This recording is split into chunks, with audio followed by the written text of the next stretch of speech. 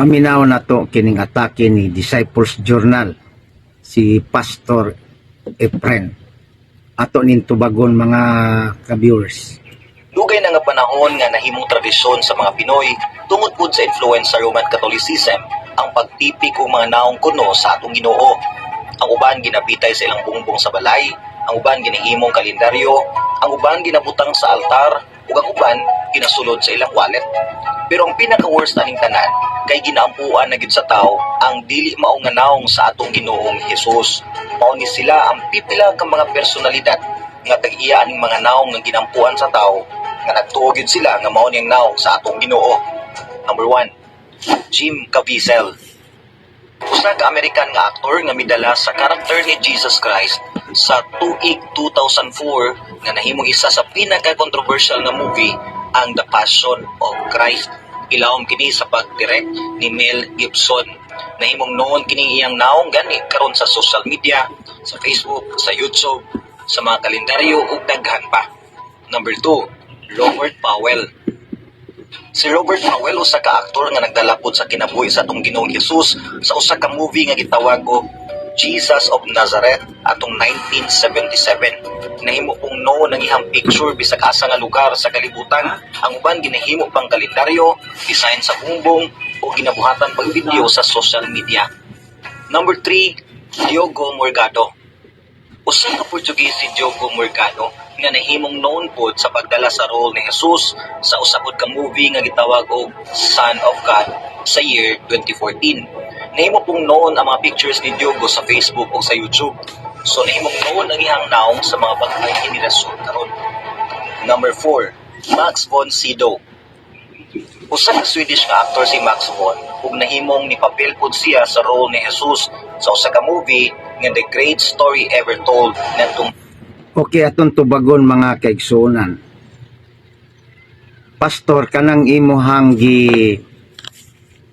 sulti nga mga aktor nga matod pa nimo larawan ni Kristo unya giampuan sa mga Katoliko, usa na akadakong bakak og sayop. Pananglitan kanang giingon nimo nga The Passion of Christ niadtong 2024. Ang kanang mga gitawag og aktor nga mihimo sa role ni Kristo, natural man na nga kuhaon og dunay research ang producer nga moanggid-anggid sumala sa panamit, dagway, buhok o naong ni Kristo. Pero wa na nagpasabot nga mauna na ang giampuan sa mga Katoliko. Mao nay dako kayong bakak nga imong gipakalat sa social media. Unya kung ang mga tao di mag-research, di magtuon, mailad sa imong pamahayag. Mga kaigsuonan, kanang gitawag og mga artista nga miganap sa role ni Kristo, mga artista lamang kana. O kung mohimo gani ka og gitawag og movie salida, unya mahitungod sa karakter nga imong iportray, doon nagyog kay research nga pagabuhaton nga moanggid-anggid o similar sa maong tao nga imong i-project. Mao na ang mga artista.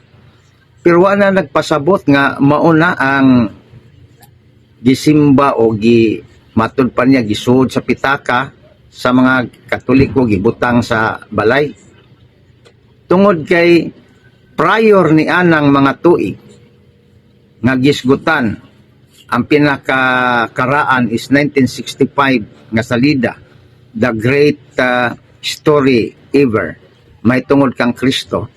Wala pa 1965 naanay gitawag picture ang mga Kristiyano kaniadto nga nagdrawing kang Kristo o naglagway kang Kristo, dili lang perfect. Pananglitan ni adtong sa tuig 230 to 300 nakita ang picture ni Kristo nga nagpasan og karnero carrying the sheep. Mao ni ang naa sa kining gitawag early Christian nga painting about Christ, portraying Jesus Christ carrying the sheep.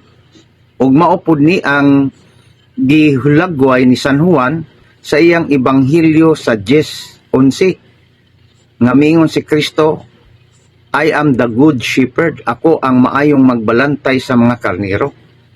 So dihan dapita, wala pa nang giingon nimong mga aktor, wala pa ng mga tuiga na anay picture, na anay larawan nga gihatag ang simbahan may tungod kang Kristo.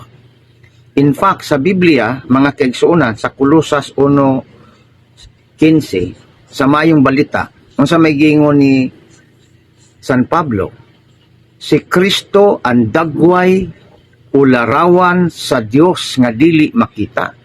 So, si Kristo di ay nagpakita og dunay dagway. Busa, dunay larawan ang tinuod nga simbahan. Ang nag-una nga simbahan nga mao ang Catholic Church.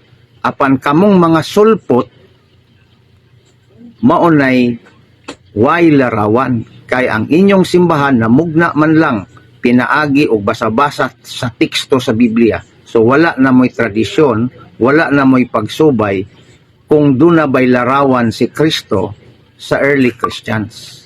Mauna nga mga kaigsunan, kung mutuota ni ini, mahugta sa iyang bakak nga mga panudlo. Mauna atong reaksyon tubag, daghang salamat o follow and share.